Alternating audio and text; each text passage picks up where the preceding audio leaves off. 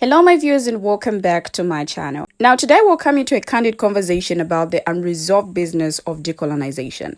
We shed light on the lingering shadows of colonialism that perpetuate economic inequality and stifle development in the global south. Now, in this video, our speaker, who is an Arab man, offers a straightforward explanation. Colonial legacies continue to shape our economic structures, producing devastating results. Now, the colonial role imposed on Africa can be summarized in three key points. First, the continent was relegated to supplying cheap raw materials for the industrialized world, a role it still plays today. Now, second, Africa consumes technology and industrial output from the global north, further solidifying its dependent status. And third, and most critically, Africa has become a dumping ground for obsolete technologies and manufacturing, permanently lacking it at the bottom of the global value chain. Now, these colonial structures designed for extraction and exploitation persist even today, yielding dire consequences: malnutrition, poverty, and socioeconomic exclusion. As he emphasizes, colonialism was not a system of development. It was a system of extraction and abuse. Now, the persistence of external debt denominated in foreign currencies further exacerbates these issues, siphoning fiscal policy space that could be invested in essential development building blocks like healthcare, education, and infrastructure. So join me as we listen to what he has to say. Take a look at his video. I will be right back. Which is the colonial legacies. And of course, a lot of people say, well, come on, colonialism is over. It's been, several decades since independence. But we have the unfinished business of decolonizing economic structures. So I focus on the economic structures that actually produce the results that we're looking at. So when it comes to the colonial role that was imposed on the African continent, it can be summarized in three basic points. Number one, we're supposed to be the place for cheap raw materials for the industrialized world.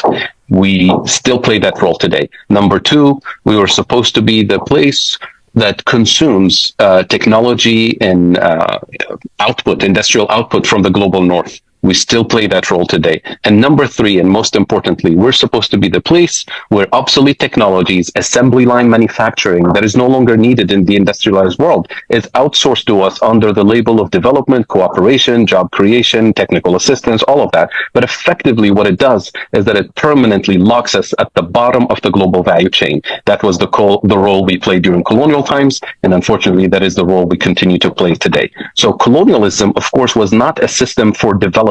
It was not designed to achieve sustainable development goals or a just transition or justice or anything. Colonialism was a system of extraction, of abuse. We should not be surprised that the same colonial structures, economic colonial structures that persist today are producing these bad results of malnutrition, of poverty, of socioeconomic exclusion. So that's why in the context of the just transition and the context of decarbonization, we always say we cannot decarbonize a system that hasn't been structurally and economically decolonized yet. And when it comes to kind of the visible manifestation of these problems, the issue of external debt, that is debt denominated in foreign currencies, in dollars and euros. It is a serious problem because it takes a huge amount of fiscal policy space that doesn't allow our governments to invest in the building blocks of development and prosperity, such as basic health and education and infrastructure, because we have to prioritize paying the external debt. But external debt is actually a symptom of deeper structural issues that have colonial roots. Number one, food deficits. Number two, energy deficits. And number three, manufacturing deficits. And I can explain each very briefly so we can understand why these are fundamental. When I say food deficits, according to UNCTAD, the UN Conference on Trade and Development, Africa today imports 85% of its food. 85%. When less than 100 years ago, during colonial times, we used to be the breadbasket for colonial powers. And what happened is that there's a redesign of the system as soon as we gained independence. In 1955, for example, in Europe, at the Treaty of Rome meeting, the Europeans said we have a food security problem for Europe because they were so dependent on Africa. And that introduced a common agricultural policy, which is in place to this day.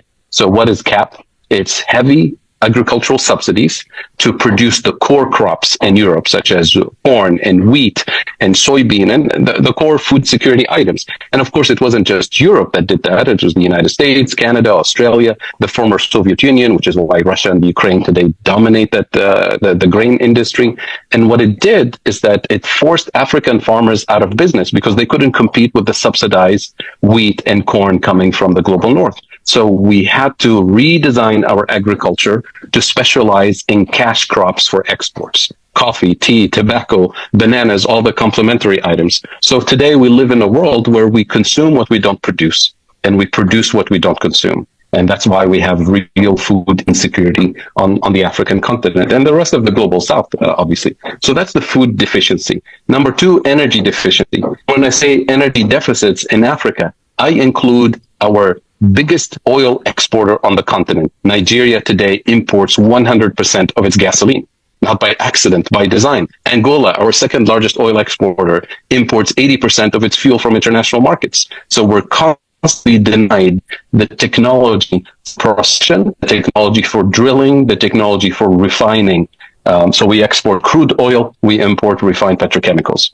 You export the cheap stuff, you import the more expensive stuff. So you're always in a deficit situation. And finally, the manufacturing deficits, the fact that the only type of manufacturing base that we were allowed to have is the kind where we have to import the machines, we have to import the fuel to power the factories, we have to import the intermediate components to be assembled with low-cost labor, and we even import the packaging. So we end up with the value-added content of what we export is low value added, what we import is high value added. So you can double, triple, quadruple your export. You're always locked at the bottom of the value chain.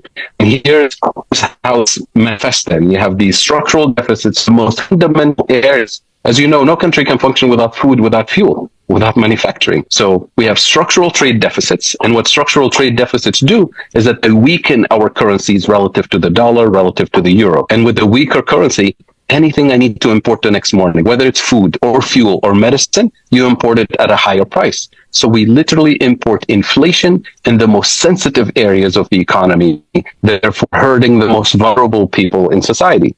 And that immediately forces our governments into a defensive position to protect the most vulnerable. So what do? We subsidize food, we subsidize fuel, which makes sense to protect the most vulnerable, but you can't do that for 8 decades. And we ask our central banks to stabilize the exchange rate, to fight inflation. And the way they do it is by using a band-aid solution, which is borrowing more dollars.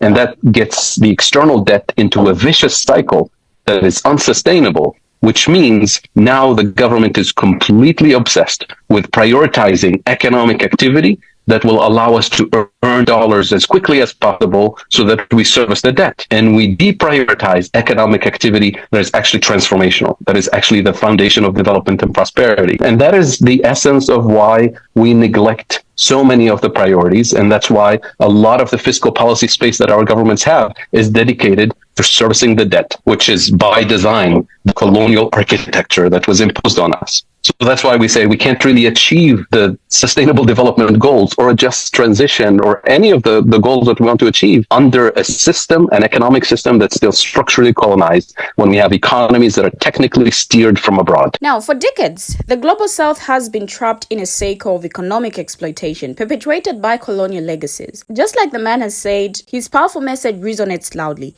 It's time to decolonize our economies.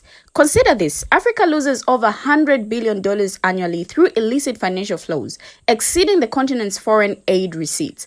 Now, this staggering figure underscores the ongoing extraction of wealth from the Global South. Now, this man identifies 3 key colonial roles imposed on Africa. Firstly, cheap raw materials supplier.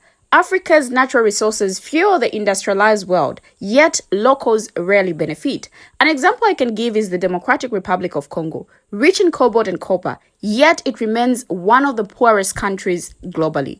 Consumer of foreign technology and output. The Global South absorbs outdated, often harmful technologies, and Africa's E-West crisis stems from discarded electronics from wealthier nations, the dumping ground for obsolete technologies. Now, this perpetuates dependency and stifles innovation. African nations struggle to develop domestic industries due to flooded markets with cheap imported goods. Now, these structures designed for extraction yield devastating consequences. Million people live in extreme poverty, less than $1.90 per day, and 2 billion lack access to basic health care. Millions of children are out of school, and external debt exacerbates these issues, siphoning resources from essential development. Now, Africa spends 15 billion annually on debt repayment, surpassing healthcare and education budgets. I feel this man's message is clear. Decolonization is essential for sustainable development, and we must recognize colonialism's ongoing impact, challenge exploitative economic systems, support local innovation and industry, and prioritize debt relief and reform. Now, when we talk about colonialism, this is the direct and overall domination of one country by another on the basis of state power being in the hands of a foreign power. For example, the direct and overall domination of Nigeria by Britain between 1900 to 1960. Now, the first objective of colonialism is political domination. Its second objective is to make possible the exploitation of the colonized country. Now, when we talk of colonialism in Africa, we are talking of a phenomenon which took place between 1800 to 1960s. It is a phenomenon which is part and parcel of another phenomenon called imperialism.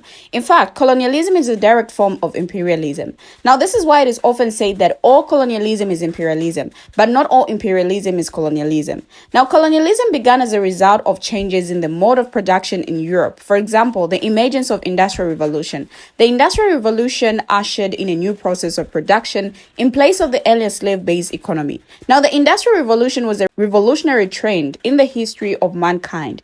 The problem of how to lubricate machineries came up with the emergency of the Industrial Revolution. The slave trade and slavery have by this time fulfilled their basic function of providing the primitive capital.